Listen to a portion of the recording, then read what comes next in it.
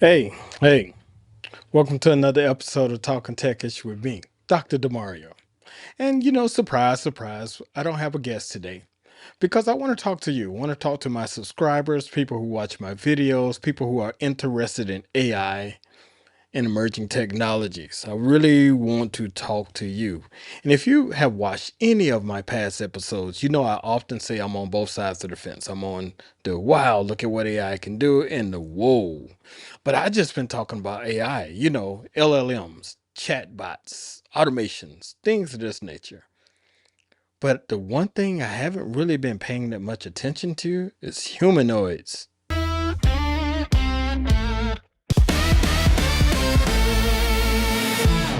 When we talk about taking your job and all of that type of stuff, I was like, oh yeah, learn AI and you can combat job loss. But with humanoids, I don't know, people. They say we're in a race against China, and I'm not knocking it because at the end of the day, I told my wife, like, hey, let's pack up, let's take a trip to China. Matter of fact, we're planning on doing that in 2027 because we already got something going on in 2026. We want to go see it face to face, maybe hand to hand, see what's going on over there. But I just want to bring you up to speed on what you should be thinking about when they say that we are in a race against China with these systems.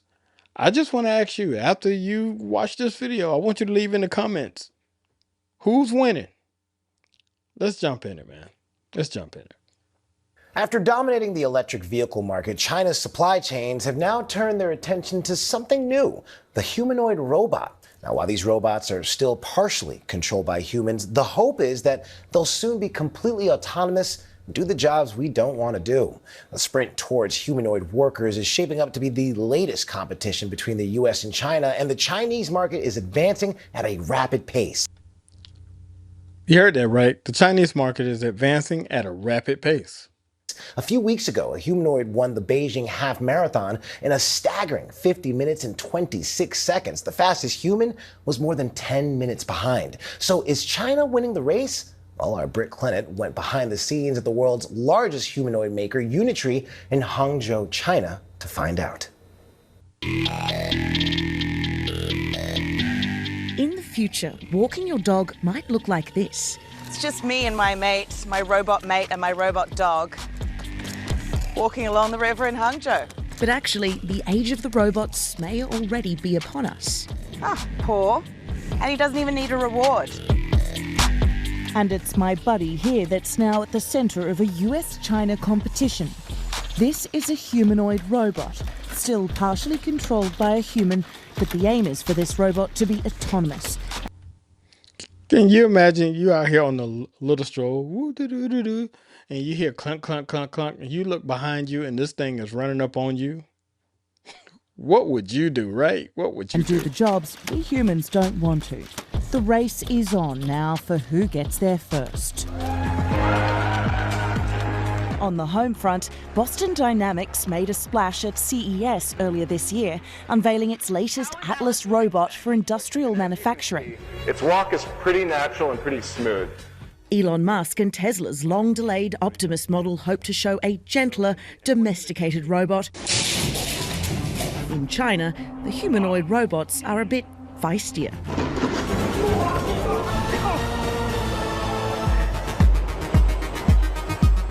Having dominated the electric vehicle and consumer drone markets, China's... Are they just gonna bypass that? Like we didn't just see the robot kick the out of that person, right? Are they just gonna really just bypass that? Okay, let's keep watching. supply chains and manufacturing ecosystems are now steering towards mass-producing humanoids. The Chinese government has designated humanoids as an industry of the future and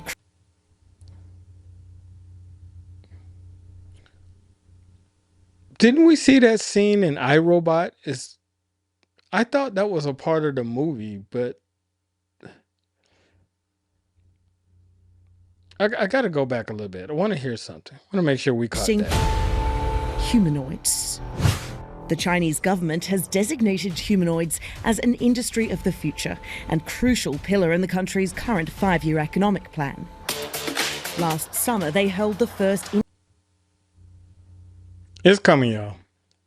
Oh boy, it is coming. Oh my goodness. International Humanoid Robot Games in Beijing, where the Chinese robot startups swept the events, including industry leader Unitree, whose models won 4 golds in events like the 4x100 metre relay and the 100 metre race. Unitree is trying to make their humanoids affordable for all and ubiquitous. Standing 4'4", Unitree's G1 model is the first humanoid model to cost under $14,000. They want to make it affordable for all. Who asked for it? That's my question. Who asked for it? You know, I know you heard me say that I would be the first one to get a robot, but I just thought like some Rosie, like Meet George Jetson Rosie type of robot that's dusting and sweeping and picking up trash, bringing me something cold to drink. You know, not even that smart. It just programmed. But this right here. Oh my goodness. You may have seen them fighting, like here for UFC CEO Dana White on his recent trip to China. Oh. But regular people are buying them too. In Hangzhou, China's humanoid valley, we meet our first humanoid in the wild. Something of a local celebrity. Meet Benny, a dripped-out robot influencer and his human live-streaming partner, #1 sister. He's an internet star, she's saying. He's very famous here in Hangzhou. Benny spreads happiness, she says. It shows. Benny has nearly 150,000 followers. And he turns out to be a bit of a flirt. Nobody's going to address why do they have the robot wearing those clothes. First, I thought it was a dress. And then they kept saying Benny. And I was questioning that. And then secondly, I'm like, okay. I'm speechless, y'all. I'm actually kind of speechless. I have seen it all now. And a humanoid robot acting like an unruly teenager or child running away, running after girls down the street. Under all that, Benny is also a Unitree G1. Hello, NBC News. Benny here. Stay fabulous. Enhanced with an AI created by his owner. Benny said, stay fabulous. Could explain why Benny has on this dress. Who programmed Benny? He speaks with me in English. Every chat with you makes my circuits sin. Well, that's very sweet. At Unitree's headquarters, they show us their G1s going head to head. And I couldn't resist jumping in. Do you reckon you could take me on? Let's give it a go. With humanity's future on the line. Sorry. It's actually quite fun. And quite a workout. It's hard not to take it a bit too seriously. In your face. The majority of Unitree's customers are university researchers, pushing the robot's abilities.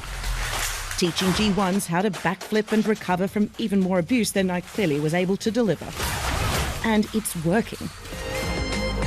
Within a span of a year, their robots went from dancing like this at last year's Lunar New Year's celebrations to this at this year's. They dance, they box, kung fu. Many people will ask, how are they actually useful? When you see our robot do the kung fu dancing, we want to showcase our high performance in the motion control. So movement is the fundamental. Once the Oh, no. Let's take it back. Don't run now. You was just kicking the robot all up in the chest. After that robot learned some kung fu, now you want to run, right?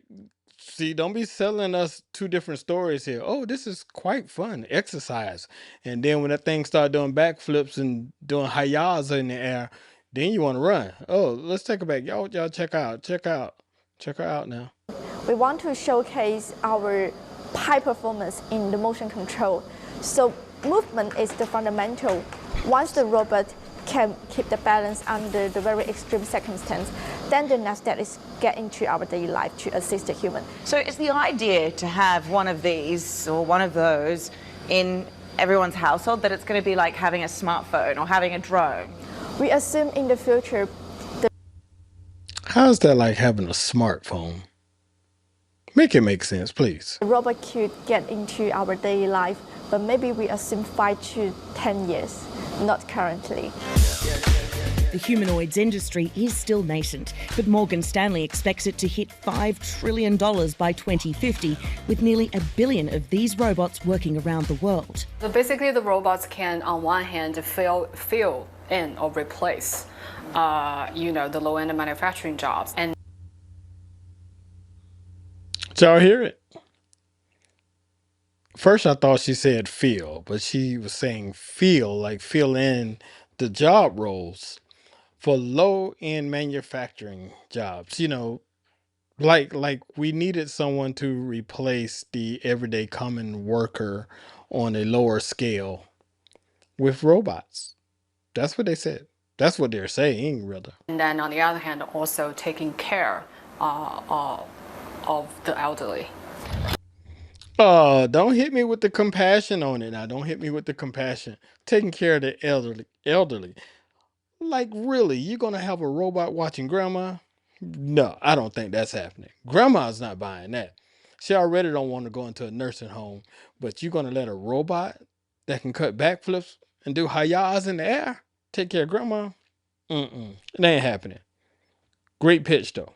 But China does have an advantage. In China, what we've seen is that these kind of projects are happening at a much bigger and faster scale than in the US. Because the simple reality is that I think with the exception of Tesla, there's just not that many like advanced manufacturing that is still left in the US for this kind of experiments.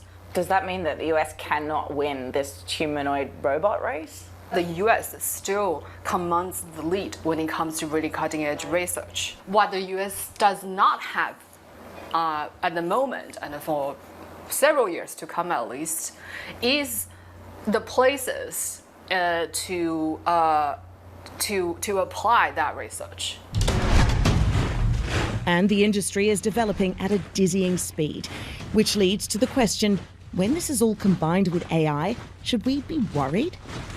Is there a risk that they're going to take over and develop minds of their own? Whenever actually we manage to develop AI models that are sentient, then yes, that's when I will probably get worried that the robots are going to take over. We're going to see robot armies, taking over the world or whatever. The most we're concerned about is not the robot will hurt humans.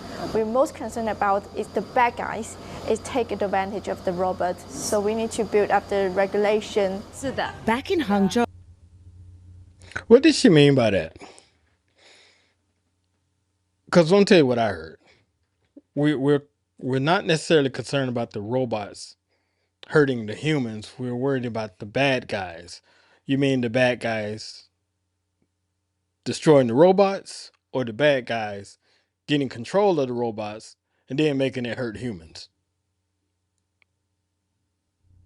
number one sister tells me she bought Benny a month before we met. 为什么你买了? She says humanoid robot interaction is the trend of the future, and they want to show the audience what that future might look like. And at least for now, we can only hope the future is less Terminator and a little more Benny, just a playful robot in search of hugs and likes. Bye. Be nice. See you next time. Okay. It's nothing left for me to say. You seeing it just like I'm seeing it? Just leave a message in the comment. Like, share, and subscribe to this channel. I'm going to start bringing you some more of these. This is kind of interesting to me, and it really triggers some thoughts. Like I say, let me know how you feel in the comments. Thank you for watching another episode of Talking Techish with Dr. DeMario.